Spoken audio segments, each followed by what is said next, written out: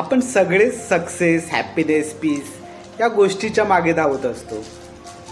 पण कधी थांबून विचार केलाय का आपण खरंच कोणत्या दिशेने धावत आहोत? आपण जसं विचार करतो तसं जग आपल्याशी वागायला लागतं.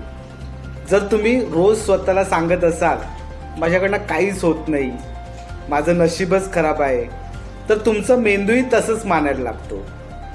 पण जर का आपण स्वतःला रोज सांगितलं मी हे करू शकतो, मी शिकतोय, मी वाढतोय, तर तुमचं आयुष्य खरंच बदलायला लागतं. आपण जेव्हा आरामदायी जगत राहतो तर आपण आपलं वाढवणं थांबवतो. नवीन गोष्टी शिकणं, चुका करणं, लोकांच्या टीका ऐकणं हे सगळं अनकम्फर्टेबल असतं. पण ह्याच ठिकाणी ग्रोथ आहे. म्हणून दररोज थोडं अनकम्फर्टेबल व्हा, काहीतरी नवीन करा. आज सगळे सोशल मीडियावर दुसऱ्यांचं आयुष्य बघून स्वतःला कमी समजतात. पण खरं समाधान तेव्हा मिळतं जेव्हा आपण स्वतःशी कनेक्ट होतो.